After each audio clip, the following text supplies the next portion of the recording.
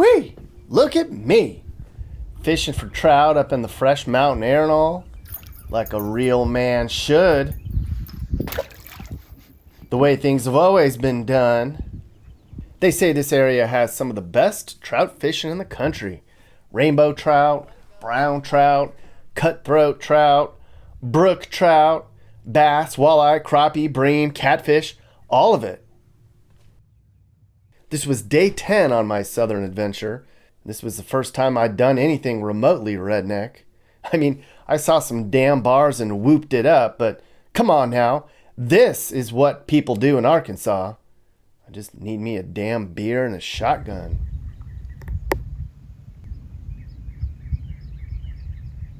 I'd been in Arkansas for more than 5 days at this point, so it was nice to get a break.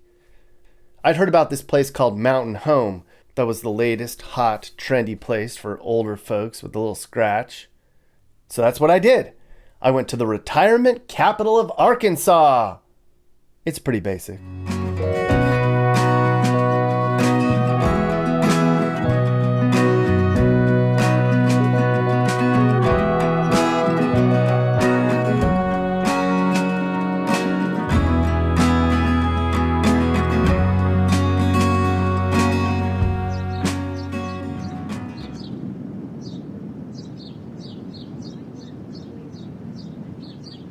Mountain Home, Arkansas. One of the nicest little towns in this state. I'd heard about this place for a long time, so I thought, since I'm in Arkansas and all, I should stop there. It's Arkansas, so you never know what you're going to get, but I think I've found a cool place to talk about. We're way up here along the Missouri border. There's really nothing around that you've heard of before. It's mostly just woods and farmland. There isn't a lot of information about this place, so you kind of have to dig around. I called the Mountain Home Chamber, and I asked the woman how she was doing, and she said, "I'm just peachy keen and ducky doo." I was like, okay.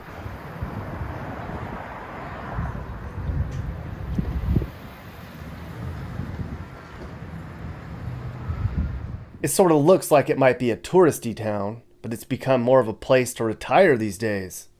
Lots of old-timers come down here and they see how we're on the edge of the Ozarks and they see the home prices and they're like, you know what? I think I might stake a claim in this county. There's about 12,000 people here today, and every day somebody new moves to town. You can't blame them. Mountain Home's between two lakes, the Norfork and Bull Shoals. This was all actually one of the first water resorts in the region because of all the fishing and boating they have here. There's even a little bit of shopping and dining and golf too. They even have a little grass airport here that I'm sure wealthy people use for a quick weekend escape. I am not that person. Fancy. Most of the folks who come up here for a visit stay at a cabin or a resort along one of these lakes. That's what we did. This is the waterfront resort right on Bull Shoals Lake. Neat place. Great spot for fishing enthusiasts like myself. Look how clear the water is. Here's an idea on the type of fish that are caught in the lakes around here. My buddy Eric Toddy drew in this fella not too far from here. It weighed 20 pounds. And look at them deer. You see that everywhere you turn up here in Mountain Home. Birds and bees and fish and bears even. And scorpions. I had never seen a real-life scorpion before. Yikes, right? There's nature in your face everywhere you go here, but I did not want to see that. But everywhere around here is a breath of fresh air. And it might not be what you thought Arkansas was all about either.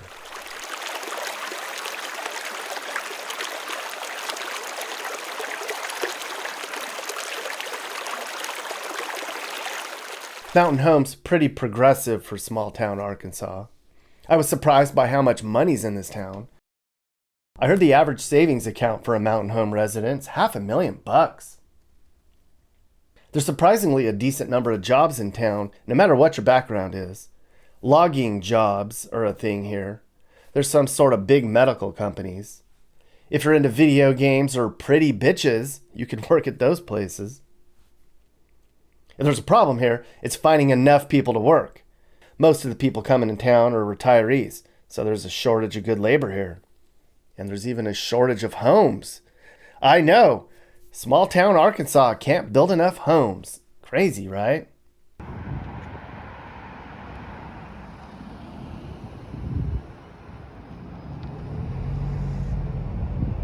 I asked somebody who lives here how people even find out about the place. And he said people just Google best places to retire, and there's articles and all the rags. It's been called the trout fishing capital of the world. Field and Stream even says it's amazing here. Field and Stream, everyone. I know. I heard this place was even called the retirement capital of Arkansas. Right here, where I'm standing right now. The reviews here are mostly pleasant. Except this guy says, I live here, and I hate people are so rude they can't keep their mouths shut, which causes room for concern, and there are too many drugs here. Somebody else said, there are more graves than opportunities. Never heard that one before. Wonder if those people know each other. Russell Crowe made a movie here once, but I don't think he made a review. We'll be right back. So this is probably a good time to talk about one of my sponsors. Look, I stay up on the news, and I keep hearing about this financial crisis that's going to happen. Like Bloomberg and BlackRock and even Wells Fargo are saying we need to change our financial plans. Some are saying the US dollar won't be the world's currency. Other news is saying we're due for a recession. But almost everything you read says something's brewing. One way to have a good backup plan is to invest in gold and silver. A lot of experts say the cost of gold is going to go through the roof soon. Patriot Gold Group is a top-rated gold and silver coin dealer that helps customers invest in physical precious metals. If you think we're going to see a financial crisis, a good alternative is a no-fee-for-life 401k or an IRA that's backed by physical gold and silver. A lot of top experts say gold and silver is going to hit record highs. I'm telling you, I'm doing it. The link to Patriot Gold's in the description. And let them know Nick Johnson sent you. And now back to the show.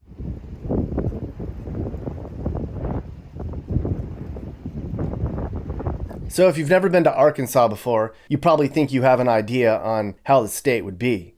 Trailers, meth heads, rednecks. Yeah, there's that all over this state. And there's some of that here in Mountain Home too.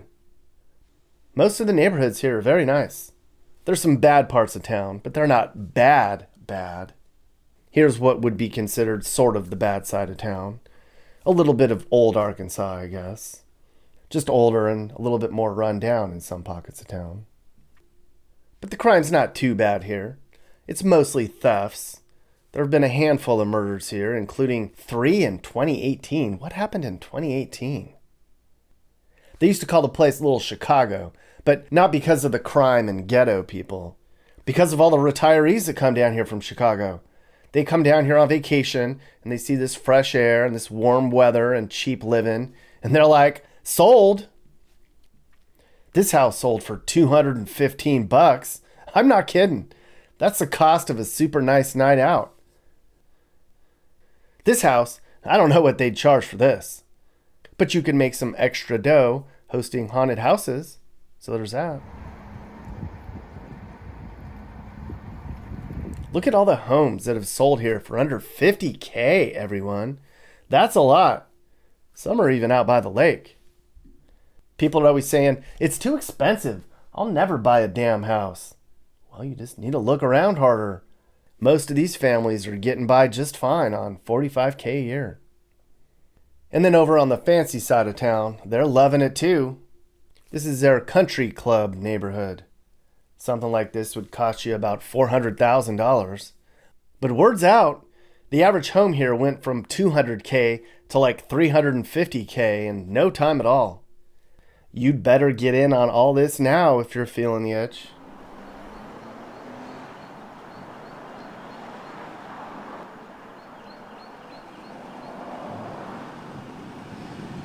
They have their own college campus in town.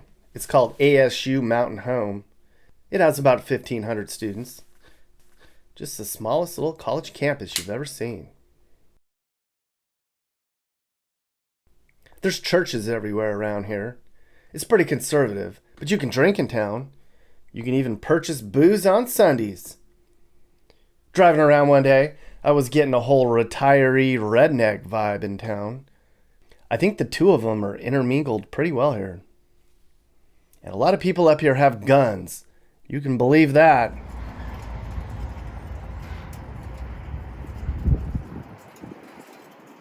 Is it diverse here? No, it's like 93% white. Most are some shade of religious and conservative. 1 out of 3 people here is older than 70. I'd imagine you'd have a hard time finding somebody on Tinder here. But you never know. You gotta just try it, right? You might be like, what do these people do for fun? What do you think they do? I already told you. Just wait till deer season and see how this place gets jumping. But besides killing things, there's a little bit of nightlife here. They actually have one of the state's only outdoor entertainment districts where you can walk around and booze it up. Of course, I did that.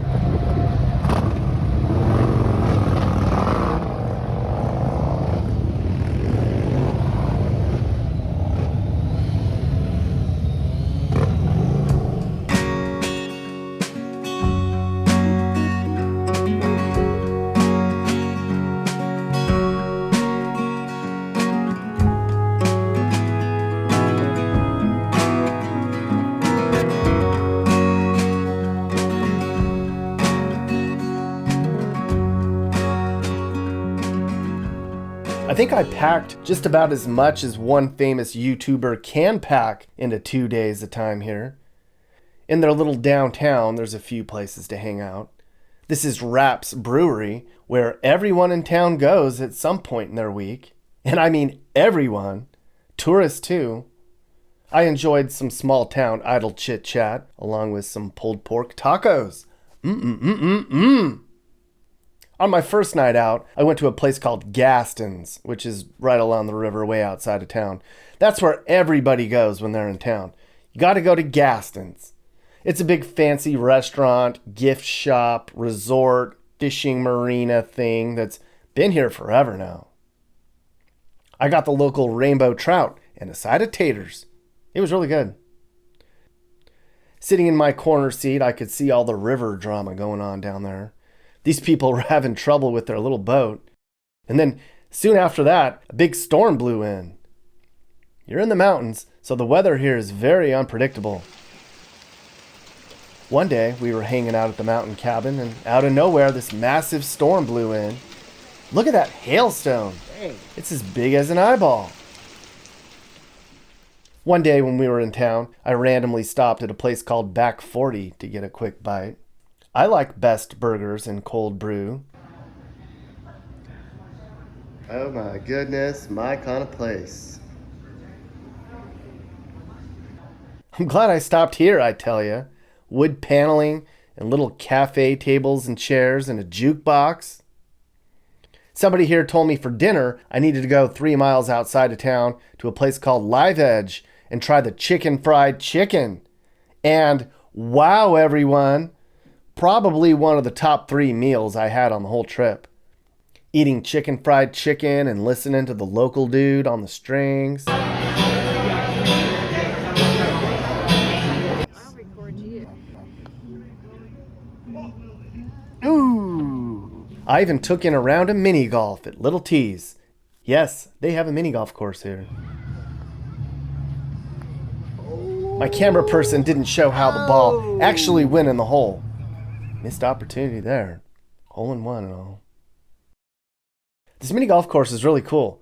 I heard the people who own the place had been in town on vacation and they saw an opportunity, and so they bought the place and put some money into it, and now it's thriving. That's just how it is in these small towns. You come on vacation, you see an opportunity, and pretty soon your life's changed. Get out of those big cities, everyone. I'm telling you. You know I like my small town diners. I took in a breakfast at the 9th Street Cafe in town. Neat little place. It looks like it used to be somebody's house. Maybe it was. They have those same little tables and chairs you see in every small town cafe. But look at the bathroom. Coziest little small town bathroom you'll ever see. What? You can read in here.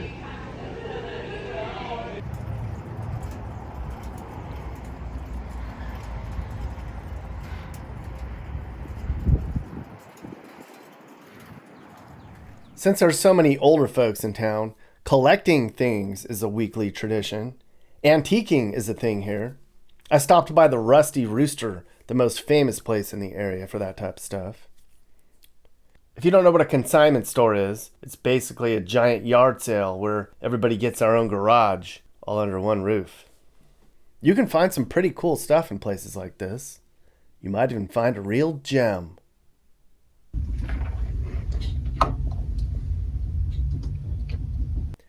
They have some Care Bears here, but that's for girls. John Jake's books, that's for girls. Fishing stuff, now that's for me.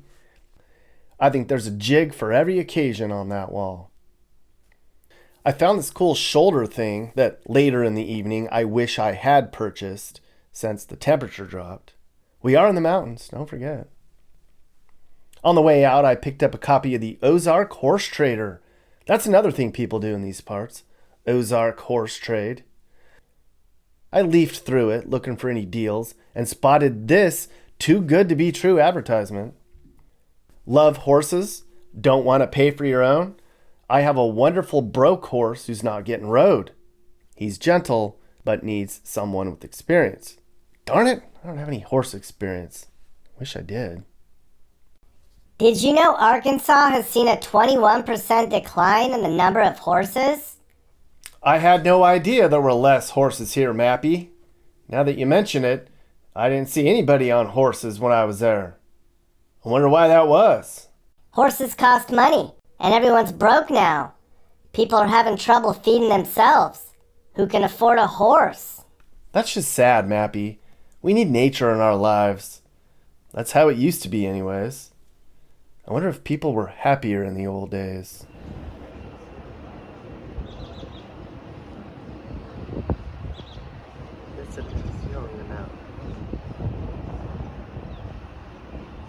So I had been here for 2 days, immersing myself into vacation land to report back what it's like to retire in an Arkansas mountain town.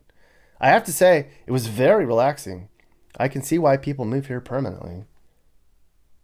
The pace of life was so slow, I kind of lost my momentum. I guess that's the point though. Slow down. Take it all in. I'd been reading through my copy of Game and Fish magazine, and I thought, you know what? I've been skunked on this trip. Maybe I'll head out there one more time and throw a line in. One more catch and release down at the docks. After all, it was my last morning in Arkansas. And here I was in the damn trout fishing capital of the world, and I couldn't even get a bite. Not even a damn turtle. Come on, take a bite. But that's okay. The peace of mind put me at ease. The gentle breeze, the beautiful skies. It's real purty. I sat there with my line in the water, and I was like, I like this state. There's a lot of good people with good values in Arkansas. And it's cheap. And all this nature. They don't have any riots or smash and grabs here. No homeless tents, no drive-bys or other BS. Mountain Home has a sheriff that actually enforces the law. Hallelujah, Jesus. Sure, there might not be an easy way into town, but that means there's no easy way into town. There's a style of living here that might look old-fashioned and boring, but it's good values, good people, good friends. Sounds good to me. There's a lot of cool in Arkansas. You just have to look for it. Okay, so when I was in Mountain Home, I met some interesting people. Right now, I'm going to show you an interview I did with my buddy Vincent Anderson. Now, this guy's good people. He's a local historian and a longtime resident of Mountain Home. We talked about the town and how it's changed over a couple beers at Rapp's Brewery as a storm was blown in. So how has Mountain Home changed in the last couple decades? First of all, I think the things that have actually changed was the hospital actually growing, and it's expanding its facilities, even with the Heart Institute. ASUMH, Arkansas State University, has come in since 1995. That's changed the dynamics here. So kids are no longer graduating and leaving to go to college. Now they're starting to think about, I'm going to get my first 2 years here. So that's helped changing. We have factories in the area. We have a medical factory called Baxter Laboratories. That's what I grew up with. I'm trying to think of what it's called now. 1,800 people there. And so that's a good job. And there's a lot of boat factories in the area. With that right there, the economy is actually changing. And the largest influencer, I would say, in the whole economy would be tourism, because I think we're starting to capitalize and we're really smart on marketing the right way, ecology way, with two lakes, with Bull Shoals and Norfork Lake. We also have the Norfork River, the White River, and the Buffalo River that come in. All those rivers coming together, we are actually called, it's the Twin Lakes region. And we've been called the Twin Lakes region. We've touted that since the dams came in, but we are actually coming to that full fruition basically right now. And it's also bringing in an influx of people who are vacationing here. Once they vacation here, no matter of their racial background, that is actually changing because the vacationers coming in. So I'm starting to see the demographics change. And so we're just not pulling, we used to pull people just from Chicago and Wisconsin. That's changed over the past 10 to 15 years. We're seeing people coming out from California, Texas, Colorado. Oh my goodness, Colorado is really picking up. And people are looking for a place to retire. I will say, I'm going to just go into this other part right here. One of the best things about Mountain Home, we're growing and changing, but we do have that southern sense. It's a community. Community, I think, is one of the biggest things that people are searching for. And we have community here. You can look around and see that. Community, I think one of the hallmarks of community that you can actually go back as a historian and look at, I look at cemeteries. Cemeteries are a reflection of community. So I go to a cemetery and I see the rich and poor, how close are they buried to each other? I'm looking at neighborhoods. And so I can now go to cemeteries. I go to old cemeteries. I go to cemeteries that are active, and those cemeteries are reflective of change. And migrants are coming in, and they're just not from up north Yankees anymore. They're home people. And so in the 70s or 80s, they used to be called Yankees or outsiders. That's changing now, and so Mountain Home is embracing that, and it's a great place to live. There's a lot of money here. People wouldn't think that it's northern Arkansas. People think Arkansas not as being nice, cute, small towns with a lot of retirees with money.